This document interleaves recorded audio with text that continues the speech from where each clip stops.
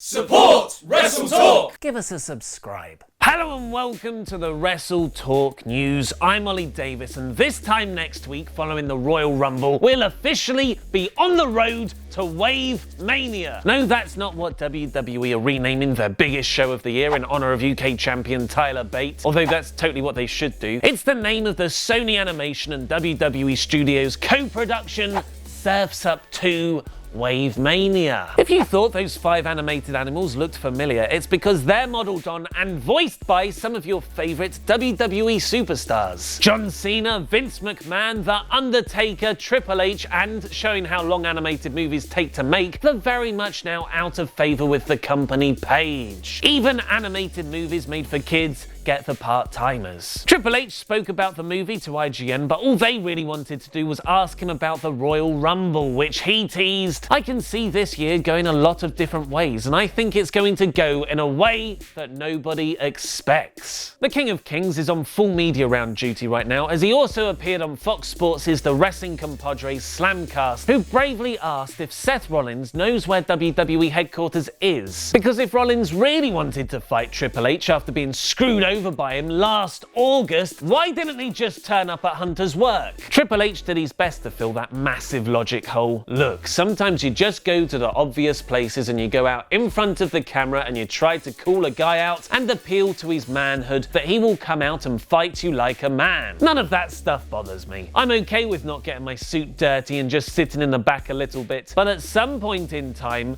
be careful what you wish for. That's right, be careful what you wish for, Rollins, because at WrestleMania 48, you might get a receipt. On a more serious note though, how much better would their feud have been if Rollins turned up at Triple H's office for a Titan Towers brawl the week after Owens won the title? What's becoming increasingly difficult for WWE to put a positive spin on, however, is 205 Live. Despite starting to find its footing over the last few weeks, with Nev Heel giving a much-needed injection of life into the show, 205 Live is still struggling to maintain both the post-SmackDown Live crowds and viewers on the WWE Network. The Wrestling Observer newsletter have revealed it was the 8th most watched show last week, with Meltzer noting what a bad showing 205 Live had, falling behind several old pay-per-views, and those numbers are usually not very big. So it's no surprise that Cage Side Seats were reporting a rumour that 205 Live's poor performance on the network is starting to become a talking point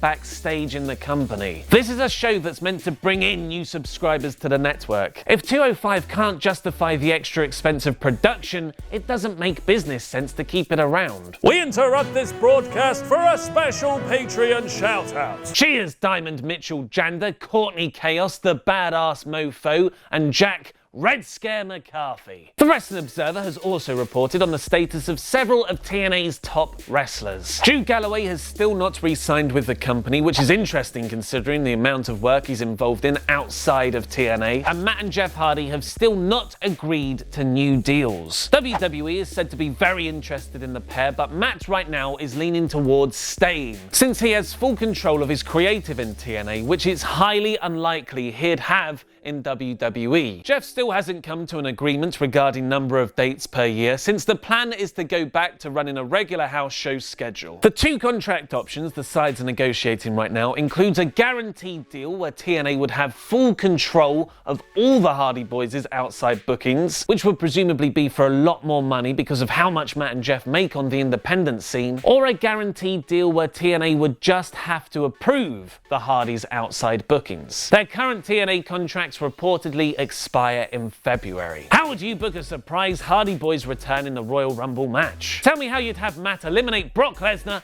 by eating him in the comments below. Speaking of Drew Galloway, he'll be in action for Dominance Wrestling this Saturday the 28th live on Spike TV in the UK, alongside Rey Mysterio, Johnny Mundo and more. You can still buy tickets from 5starwrestling.com, but if not, set a reminder on your TV box of choice for it, which is Channel 31 on Freeview, 160 on Sky, and 154 on Virgin. If you want to see how I think Vince McMahon chooses Roman Reigns' WrestleMania opponent, or watch footage of how bad attendance is at 205 Live, click the videos to the left and subscribe. I've been Ollie Davis, and that was wrestling.